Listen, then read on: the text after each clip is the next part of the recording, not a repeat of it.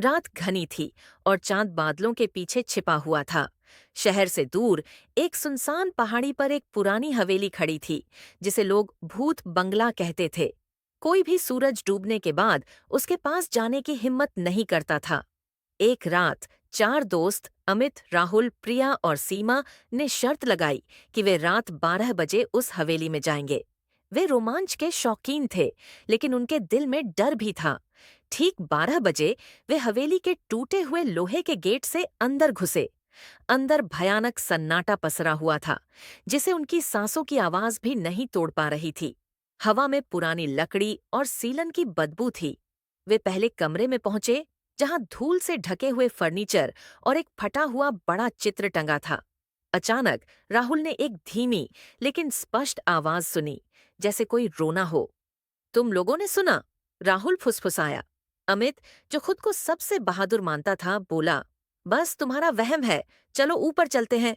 जैसे ही वे संकरी चरमराती सीढ़ियों पर चढ़े, सीढ़ियों के नीचे से जोर से खटखटाने की आवाज आई। सबने घबराकर नीचे देखा, लेकिन वहां कुछ नहीं था। तीसरी मंजिल पर एक लंबा गलियारा था, जिसके अंत में एक बंद दरवाजा था। दरवाजे पर एक जंग लगी नेम प्लेट लगी थी, जिस पर लिखा था, मालकिन का कमरा। प्रिया ने कांपते हाथों से दरवाजा खोला। कमरे में एक पुरानी टूटी हुई गुड़िया जमीन पर पड़ी थी। सीमा ने जैसे ही उसे उठाने की कोशिश की, गुड़िया अपने आप पलट गई और उसकी आंखों से लाल रंग का गाढ़ा द्रव बहने लगा। अचानक कमरे की खिड़की से ठंडी हवा का एक झोंका आया, जिससे मोमबत्ती बुझ गई और चारों ओर अंधेरा छा गया। उस अंधेरे में उन्हें एक महिला की फुसफुसाहट सुनाई दी। तुम मेरे खिलौने लेने आए हो? मैं तुम्हें यहाँ से जाने नहीं दूंगी। फिर गलियारे में जोर जोर से चप्पल घिसटने की आवाज आने लगी, जो तेजी से उनकी तरफ बढ़ रही थी। आवाज सुनकर उनका खून जम गया। उन्होंने बिना कुछ सोचे समझे उस बंद कमरे से बाहर की तरफ भागना शुरू कर दिया।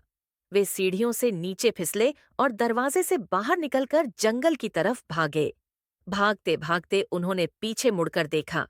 हवेली की सबसे ऊपरी खिड़की पर उन्हें एक धुंधली सफेद आकृति खड़ी दिखाई दी, जिसकी आंखें अंधेरे में चमक रही थीं।